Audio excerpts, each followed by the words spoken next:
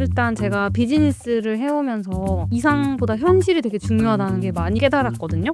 최근에 했던 재밌는 작업은 뭐 마르지엘라 작업이 있었는데 뭐 이런 거 저희가 디자인해도 되나요? 라고 했을 때 항상 해주셨던 대답이 프랑스 본사에서 아마 컨펌 안 해주실 건데 사실 저희가 디자인한 게 거의 다 됐거든요. 본격적으로 스튜디오 APT에 대한 질문을 한번 해보려고 하는데, 저희가 사실 인터뷰를 하면서 인테리어 디자이너 분들을 되게 많이 만나 뵀거든요. 어떻게 보면은 외주를 주로 하고 계신 분들이에요. 네. 근데 그분들이 그거를 하시면서도 나중에 내 비즈니스를 하고 싶어 하시는 분들도 계시거든요. 네. 근데 효빈님은 반대로 내 비즈니스를 사실 잘 가꾸어 나가고 있는 상황인데도 외주를 하러 돌아가게 된 상황이잖아요. 내 브랜드 MTL을 더 키우거나 아니면은 내 다음 브랜드를 만들 수도 있었을 텐데 에이전시 형태의 비즈니스로 또 전개를 하려고 하셨을까? 이거 좀 궁금했거든요. 이거는 제 성향 이슈인 것 같은데 저는 지구력보다 순발력이 빠른 사람이라고 생각하고 뭔가를 꾸준히 케어하는 게 조금 저한테 버거운 것 같아요. 매장을 운영한다는 거는 특히 오프라인의 경우에는 서비스도 일관돼야 되고 굉장히 신경 쓸 게 많잖아요. 어느 날은 조명이 나가고 어떤 날은 수도가 어떤 날은 뭐 패키지가 떨어지고 이런 관리할 것들이 굉장히 많은데 이게 저한테는 좀 반복적인 일이라고 생각을 했고 제가 가진 재능을 사용은 안 되고 다른 데에 쓰이고 있다라고 생각이 들었어요. 저한테는 뭔가 유지하고 관리하는 게. 근데 전 어떤 걸 바라봤을 때 어디로 가야 하는지 생각을 한다거나 이렇게 하면 좋겠다는 제안을 하는 게 되게 재밌는 사람이고 그런 걸 할 때 뭔가 에너지가 나고 관리할 때는 일을 한다는 생각이 드는데 새로운 걸 생각하고 제안할 때는 일이 아니라 되게 재밌게 느껴져서 저의 성향이랑 좀 맞아서 그랬던 것 같고 앞으로도 제 브랜드를 뭔가 하거나 이러고 싶지는 않아요. 오프라인에서 크리에이티브 디렉터를 맡아달라, 컨텐츠를 맡아달라 이런 거는 모르겠는데 그걸 운영하는 주체가 된다는 거는 저한테 좀 힘든 일인 것 같아요. 스튜디오 APT도 어떻게 좀 시작하게 되신 계기도 같이 말씀해 주세요. 저희가 이제 투자를 받고 본사를 설립을 하게 돼요. 원래는 이제 한남점 매장 하나 있고 효창점 매장 하나 있고 그랬지만 투자를 받게 되면서 보난자 커피 코리아를 설립을 하게 되고 거기에 따른 운영팀이나 뭐 전략팀, 경영지원팀을 포함해서 본사를 설립을 하게 되고 거기에 브랜딩 팀으로 저희가 존재했거든요. 같은 회사 아래에 있지만 제가 브랜딩 팀의 이제 리더가 되고 저의 남편은 MTL 컴퍼니의 대표가 되는 그런 구조인데 MTL이 다양한 지점들이 생기고 브랜딩이 명확하기보다는 이게 담고 있는 컨텐츠에 따라서 되게 변모하는 형태를 가졌다 보니 MTL 브랜딩 스튜디오라고 한다는 게 어떻게 보면 되게 뭔가 추상적이고 멋있어 보이지만 어떨 때 저희가 표현을 하려고 하면 되게 일관되지 않음이 디자인 스튜디오로서 답답하고 불편한 거예요. MTL 디자인 스튜디오라는 거를 그러면 제대로 브랜딩을 해야겠다라고 했는데 계속 기존의 MTL이 너무 강력하게 볼드하게 있기 때문에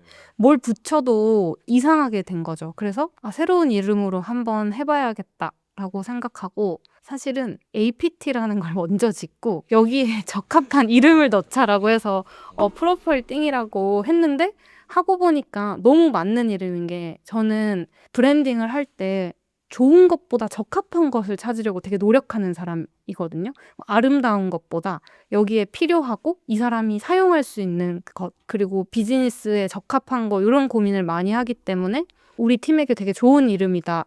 라고 생각을 했고요. 그 마음으로 경영하기 그 책에서도 되게 흥미로웠던 게 회사 구조가 되게 흥미로웠어요. 그래서 그거를 좀 어떻게 짜기 시작을 하셨는지 또 좀 궁금해요. 제가 데리고 있는 이 모든 인원을 매일매일 일정한 금액을 주면서 책임질 수 있을까에 되게 두려웠던 것 같아요. 이걸 처음 고민할 당시에 저랑 함께 일해주고 계셨던 팀장님이 새로운 걸 만들어 볼 의지가 되게 있으셔서 정말 오랫동안 정말 밤낮으로 붙잡고 이거 말고는 다른 일을 안 할 정도로 고민을 해서 어떻게 해야 이 팀원들은 열심히 일을 하고 싶고 어떻게 해야 나는 부담이 없으며 우리 둘은 일이 잘 될수록 둘 다 베네핏을 받을 수 있을까라는 전제를 놓고 되게 다양한 방법들을 고민을 했고요. 사실은 우리가 내 시간을 지불하는 대신 받는 거는 금전적인 거잖아요. 그럼 이거에 대한 트레이드가 어떻게 이루어져야 되는지를 고민을 했고 그런 점에서 프로젝트에서 내 역할이 크고 내가 잘할수록 비용을 많이 받는 시스템을 만들어야겠다라고 생각을 해서 진행을 하게 됐습니다. 그러면 그 시스템에 대해서 네. 조금 더 자세히 설명해 주실 수 있나요? 이게 또 네. 이게 적용이 되는 게 있고 안 되는 게 있어요. 아, 그래요? 적용이 되는 예시는 네. 시작과 끝이 명확하고 업무 스콥이 명확하고 내가 줄 것과 받을 것이 명확하면 나눌 수가 있는데 허수로 그냥 뭐 1,000만 원짜리 프로젝트라고 쳤을 때 제가 운영비로 들어가는 비용과 디렉팅 비용을 얼마인지는 원래 사전에 산정이 돼 있어요. 네. 이 금액과 이 나머지 비용으로 정리가 되는데 이 나머지 비용에 저희는 최소 2인의 투입을 기준으로 하고 있어요. 왜냐하면 1인일 경우에 저와 이 사람의 대립이 되는 구조가 생길 것 같다는 생각이 들어서 2인을 최소로 넣기로 했고 2인이어야 한 명이 뭔가 뭐 갑자기 아프거나 어떤 문제가 생겼을 때 백업이 된다고 생각을 해서 2인 구조와 저 해서 저는 디렉팅을 맡고 이 나머지 두 분은 디자인 실무를 맡는데 이게 혼재될 때도 있어요. 어떤 롤을 어떻게 맡으실지는 매번 프로젝트마다 달라지는 거예요. 나는 이번에 커뮤니케이션 맡고 뭐 PM 맡고 뭐 그 디자인 시안 맡고 아니면 뭐 기획 맡고 뭐 인원이 필요하면 더 데리고 와서 그거 같이 나눌 수도 있고 그래서 굉장히 자율적인 시스템인데 이게 끝나면 회고가 있어요. 그래서 이 회고에서 이 사람이 스탠다드를 넘었으면 약속한 금액을 다 받는 거고 스탠다드에서 미달이 되면 이 금액이 저희가 다 같이 쓸 수 있는 공금으로 돌아가거든요. 그럼 그 공금으로 저희가 워크숍을 가고 아니면 오마카세를 가고 우리 다 같이 쓸 수 있는 비용으로 하고 단체로 투입이 되는 프로젝트에서는 좀 같이 시간이나 돈을 좀 함께 쓰는 프로그램을 중간중간에 만들어 놓았고 이 방식이 저는 정말 돈만 받고 땡 이런 느낌이 아니라 이 회사에 소속된 사람으로서 사고를 되게 많이 하거든요. 지금 보면은 대체로 프리랜서로 어느 정도 활발히 활동하셨던 분들이거든요. 높은 비용을 받고 잘 활동하고 계시지만 프리랜서로서의 고충이 분명히 있단 말이에요. 자기가 디자인을 했을 때 그냥 친구가 오 예쁘네 이게 아니라 이거를 정말 업으로 생각하고 냉정하게 피드백을 해줄 수 있는 사람이 부재하다던가 본인이 혼자서 이걸 끌어가야 되기 때문에 미루게 된다던가 등등 고충들이 있는데 우리 스튜디오가 더 매력적이 되려면 뭐 이런 것들을 함께 고민하고 고충들은 없애면서 프리랜서의 자율성을 보장해주는 그런 시스템을 운영 중입니다. 제가 보니까 작업물이 엄청 많더라고요. APT를 설립을 하시고 그 중에서도 좀 기억에 남는 작업이 있을까요? 너무 많은데요. 그 케이스마다 기억나는 포인트가 다른데 커피 스니퍼 같은 경우에는 저희의 직원분이셨고요. 여러 호점을 내면서 투자도 받으시고 저희가 처음에 만들었던 브랜딩을 더 확장해 나가면서 잘 전개하는 케이스여서 기억에 남고 서남파머스 같은 경우에도 아버지 농장 베이스로 저희가 세컨 라벨처럼 만들었는데 아버지 매출보다 빠르게 넘어서게 되면서 농장 브랜드로서 되게 빨리 각인된 브랜드라서 기억에 남고요. 그 외에도 사실 브랜드 중에 뭐 저희랑 합이 너무 잘 맞았던 브랜드, 뭐 친구가 돼버린 브랜드, 뭐 브랜딩 하면서 너무너무 재밌었던 브랜드 너무 많지만 최근에 했던 재밌는 작업은 뭐 마르지엘라 작업이 있었는데 브랜딩 작업보다는 대작물 작업에 가까워서 저희 메인 업무는 아니긴 했는데 그럼에도 굉장히 재밌게 진행했던 작업이에요.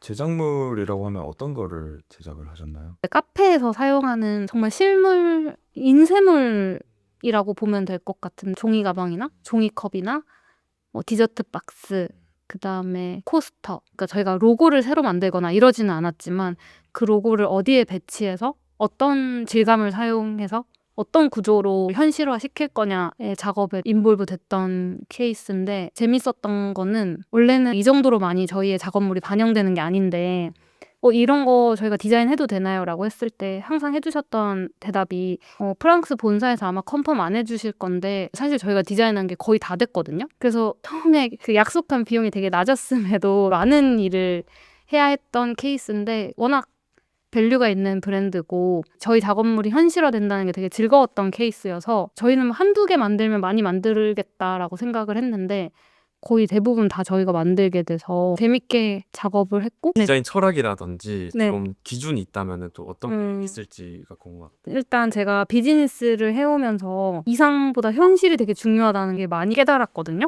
못생긴 디자인을 하고 싶어서 하는 게 아니라 현실의 벽에 부딪힐 때가 되게 많은데 내가 감도가 낮아서가 아니라 내가 지금 못한다고 이런 마음이 들 때가 있어요. 제안을 해주셨을 때 굉장히 단기적인 그림을 보고 혹은 포트폴리오만 보고 제안을 해주셨을 때보다 저희가 어떻게 지속할 수 있는지 고민해줬을 때 저희는 되게 기쁘더라고요. 그래서 브랜딩을 할 때에도 사실 훨씬 더 화려하고 그래픽적으로 매력 있고 그런 작업들을 할 수 있지만 그것보다 더 우선시 돼야 되는 거는 이 팀이 이거를 잘 이해하고 이거를 적용하고 유지할 수 있는지랑 지금 가는 방향이 이 비즈니스 산업에 맞는지에 대한 고민을 가장 우선시 두는 것 같아요. 그래서 항상 비즈니스적인 고민을 베이스에 두고 그렇다면 어디로 가야 될 것인가라는 고민을 많이 하려고 하고요. 그리고 브랜딩이 끝나고 저희는 이제 가이드라인 작업을 하는데 공간팀이나 뭐 마케팅이나 이런 팀들이 가이드라인을 보고 협업을 하게 되는데 저희가 그 가이드라인을 정리해 놓은 거를 공간팀의 전문적인 능력으로 잘 해석해 주시고 현실화 시켜 주셨을 때 이제 빛을 발하게 되는데 그랬던 케이스 중에 하나가 대구에 진행했던 비숍 세라믹이라고 저희가 브랜딩을 했는데 브랜딩 이상 브랜딩보다 더 공간을 예쁘게 만들어 주셔가지고 브랜딩과 공간이 만나서 지금 정말 좋은 시너지가 나고 있는 팀이 있어서 그 브랜드도 기억에 남습니다. 그러면은 어떤 부분에서 좀 제일 잘 반영이 됐다고 좀 생각을 하실 부분이 있을까요? 비숍이 타일을 큐레이션하고 있는 타일 자재상이에요. 건축이나 인테리어 팀이 굉장히 많이 협업하게 되는 팀인데 여기도 마찬가지로 본인이 어떤 제품을 만드는 게 아니라 여러 가지 타일을 제안해주는 팀이라고 생각을 했거든요. 그래서 이런 팀의 가장 중요한 거는 상담이 어떤 프로세스로 진행되고 클라이언트랑 어떤 관계를 맺느냐가 되게 중요하다고 생각을 해서 상담할 때 쓰는 견적서라든지 봉투라든지 이분이 되게 섬세한 케어를 받고 있고 좋은 큐레이션을 받고 있다라는 인상을 줄 수 있게끔 체크하는 시스템이라든지 이런 것들을 좀 만드는 데 중점을 뒀고 그런 데서 브랜드들이 좋은 피드백을 많이 주셨어요. 효빈님이 하시는 작업물 그냥 이쁜 작업물이 아니라 비즈니스에 적합한 아니면은 지속 가능한 것에 적합한 디자인을 하신다고 하셨잖아요. 네. 그럼에도 불구하고 효빈님의 디자인을 되게 좋아하는 분들이 많단 말이죠. 그런 분들이 효빈님이 그런 감도를 어떻게 올리시는지를 궁금해 하시더라고요.